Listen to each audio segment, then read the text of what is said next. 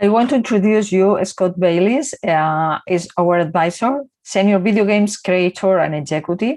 Scott has been a technology and creative leader for 30 years and with a $1 billion career gross revenue. Thank you very much, Scott, for having this short interview. Will you share, please, why you are interested in supporting us?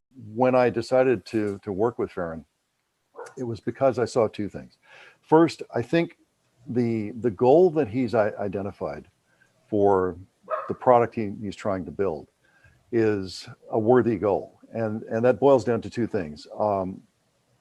The issue of toxicity in multiplayer games and the issue of violence as the primary paradigm for most games. There's a shift in the market that is starting to build, and the big publishers don't know what to do about it. But Ferran does.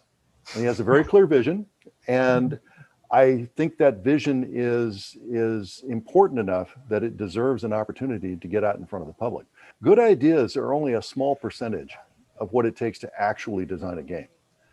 And Ferran is one of the students I've worked with who understands that and understands how to get from, oh, that's a good idea, to actually implementing something that works and is entertaining and interesting to play. I believe the outcome is going to be something important. I think people are getting a little tired of shoot, shoot, shoot, hit, hit, hit. And they want something entertaining, they want something challenging, but they don't necessarily want to do it the same way they've been doing it for the last 30 years. The effect of that is that you have these nuclei of high-level talent within the organization that cover the essential work that needs to be done. And that's why I think Rolldbox can succeed. But the reality is you have to be able to get done. So what's different about this product? Well, there are a couple of things. First, Ferran and I have had this conversation, I don't know, Ferran, how many times? 20? Yeah, I was thinking the exact number.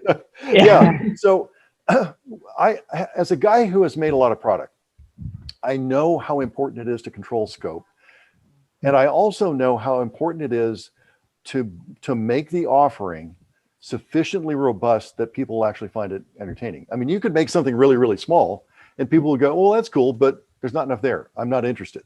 On one end, too much scope will make it impossible to get finished, and too little scope makes it not interesting to do. And so Ferran and I have spent a lot of time seeking kind of the optimum spot in between those two poles. And I think he's done a really masterful job of doing that. Is a really good job of finding ways to realize that within a controlled scope.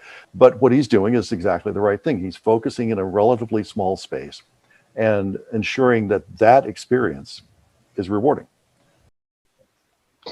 For over 3 to 4 months, and now we're implementing the teams. The friends are already built in, so you can actually find friends, no necessary to be connected through Steam or Epic. So that's actually there you go. So you are now platform independent. You can aggregate teams. You can run in the cloud.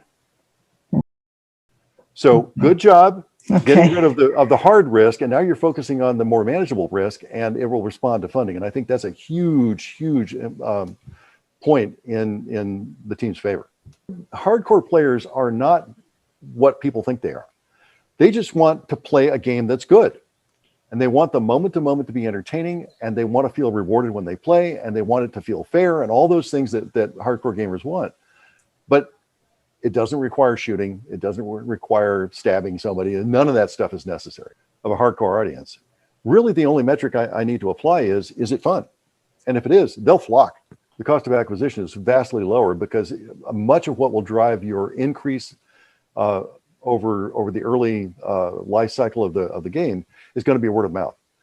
And the difference is casuals don't talk to each other. Most people don't have the stamina. Most people don't really have the skill. A lot of people have good intentions, but I've said this before, the good intentions and the good idea are only a small percentage of actually getting it done. And what I've seen with Ferran and his team, with all of you guys, is you're actually getting it done. You guys appear to have the stamina, and you certainly have the skills. So that's what it takes.